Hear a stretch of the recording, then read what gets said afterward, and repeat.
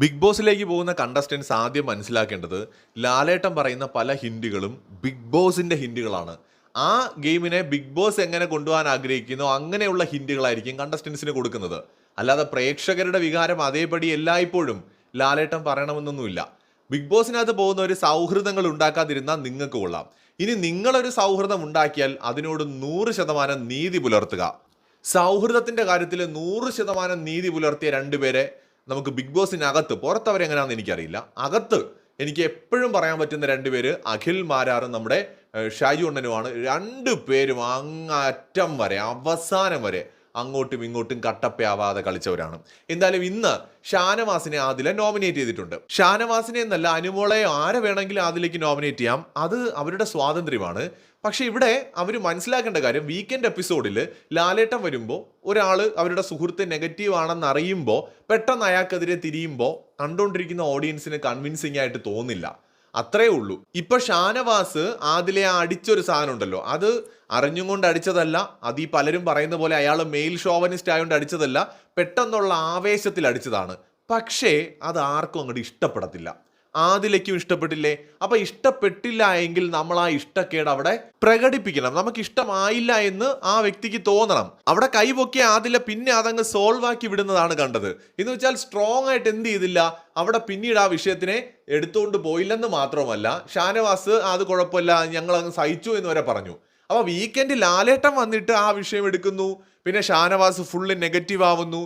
ആ സമയത്ത് പുള്ളി പുറത്തിനി നെഗറ്റീവ് ആണെന്ന് മനസ്സിലാക്കിയിട്ട് ഇനിയും പുള്ളിയുടെ കൂടെ നിന്ന് കഴിഞ്ഞാൽ നമ്മളും നെഗറ്റീവ് ആവും, അതുകൊണ്ട് ഇനി ഒറ്റയ്ക്ക് കളിക്കാം എന്ന് പറഞ്ഞ് പെട്ടെന്നൊരു ദിവസം സ്വിച്ച് ഇട്ടതുപോലെ ഇവർ മാറുമ്പോൾ ഇതുവരെ അവർ അഭിനയിച്ച് നിന്നതാണോ എന്ന ചോദ്യം ന്യായമായും ഓഡിയൻസിന്റെ മനസ്സിൽ തോന്നും. പെട്ടെന്നൊരു ദിവസം ഷാനവാസ് മെയിൽ ഷോവനിസ്റ്റ് ആവുന്നു, ഷാനവാസ് ഇമോഷണലി വീക്ക് ആവുന്നു, ഓരോരുത്തരെ യൂസ് ചെയ്തു എന്ന് തോന്നുന്നു. അത് കൺവിൻസിങ് അല്ല. ഇവിടെ ഷാനവാസ് എന്ന് പറയുന്ന വ്യക്തിക്ക് ബിഗ് ബോസിനകത്ത് ജയിച്ചേ പറ്റൂ, ഞാൻ കപ്പും കൊണ്ടേ പോകൂ എന്നും പറഞ്ഞ് നിൽക്കുന്ന ഒരാളായിട്ട് തോന്നിയിട്ടില്ല. അയാൾ എപ്പോൾ വേണമെങ്കിലും പോകാൻ റെഡിയാണ്.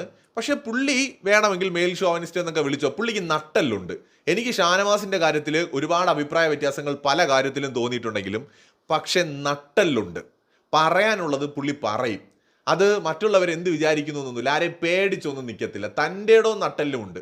ചുണയുള്ള ഒരു മനുഷ്യനാണ്, അത് പറയാതിരിക്കാൻ പറ്റത്തില്ല. അപ്പൊ ആ രീതിയിൽ പുള്ളി റിയാക്ട് ചെയ്യും. അത് ഓവറായി പോവാറുണ്ട്. പ്രത്യേകിച്ച് അനീഷിന്റെ കൂടെ നടന്ന് കോനെ അടിക്കുന്ന പരിപാടിയൊക്കെ ഭയങ്കര ഓവറാണ്. ഞാനത് ആ മനുഷ്യനെ വിമർശിച്ച് വീഡിയോ ചെയ്തിട്ടുള്ള ആളാണ്. 2 ദിവസം മുമ്പ് കൂടി ടാസ്ക് കുളമാക്കിയതിന് അയാളെ വിമർശിച്ച ആളാണ് ഞാൻ. പക്ഷേ ആ വ്യക്തിക്ക് തൻ്റെ ഇടവും നട്ടെല്ലും ആർജവും ഒക്കെ ഉണ്ട്. അതിന്റെ പേരിൽ അയാളെ പിടിച്ച് ആരെങ്കിലും മെയിൽ ഷോവനിസ്റ്റ് ആക്കുകയാണെങ്കിൽ പോയി പണി നോക്കാൻ പറയും. അത്രേ ഉള്ളൂ. ആക്കിക്കൊണ്ട് അവിടെ ഇരുന്നാൽ മതി. നട്ടെല്ലുള്ളവരെ കാണുമ്പോൾ അതില്ലാത്തവർക്ക് മെയിൽ ഷോവനിസ്റ്റ് ആയിട്ടൊക്കെ തോന്നും, സ്വാഭാവികം. ഇവിടെ ഷാനവാസിനെ സംബന്ധിച്ചിടത്തോളം അയാൾക്ക് നോമിനേഷനിൽ വരാൻ പേടിയോ ഭയമോ ഒന്നും ഉള്ളതായിട്ട് എനിക്ക് തോന്നിയിട്ടില്ല. അത് മാത്രമല്ല, ആദിലേക്ക് ഷാനവാസിനെ നോമിനേറ്റ് ചെയ്യാമല്ലോ, അത് അവരുടെ സ്വാതന്ത്ര്യമാണ്. ഇവിടെ ആദിലയാണെങ്കിലും അനീഷ് ആണെങ്കിലും നിങ്ങളൊക്കെ ചെയ്യുന്നത് നമുക്ക് പിന്നിൽ നിന്ന് കുത്തുക എന്ന് പറയും. മുഖത്ത് നോക്കി പറയണം, ഇനി മുതൽ നീ ഞാനും തമ്മിൽ ഒരു ബന്ധവുമില്ല ഷാനവാസെ, ഞാൻ നിന്നെ നോമിനേറ്റ് വരെ ചെയ്യും, നിന്നെ ഇവിടെ നിന്ന് പുറത്താക്കാൻ വേണ്ടി ഞാൻ കളിക്കും എന്ന് പറയണം. ലാലേട്ടന്റെ മുന്നിലും അനീഷും പറയണമായിരുന്നു, ലാലേട്ട എനിക്ക് ഷാനവാസുമായിട്ടൊരു സൗഹൃദം ഇനി താല്പര്യമില്ല, അയാൾ എന്നോട് ഇങ്ങനെയൊക്കെയാണ് പെരുമാറുന്നത്, ഇയാൾ ഇവിടെ നിന്ന് പോകണം എന്നാണ് ഞാൻ ആഗ്രഹിക്കുന്നത് എന്ന് പറഞ്ഞിരുന്നെങ്കിൽ ഞാൻ പറഞ്ഞതിന് അനീഷ് മാസാണ്, തൻ്റെ ഇടമുള്ള മനുഷ്യനാണെന്ന്.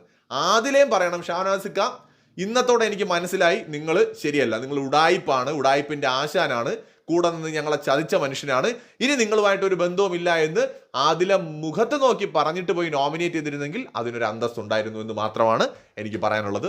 ആർക്ക് ഇഷ്ടപ്പെട്ടാലും ഇല്ലെങ്കിലും എൻ്റെ അഭിപ്രായമാണ് കേട്ടോ. കൂടുതൽ അപ്ഡേറ്റ്സുമായി വീണ്ടും വരാം.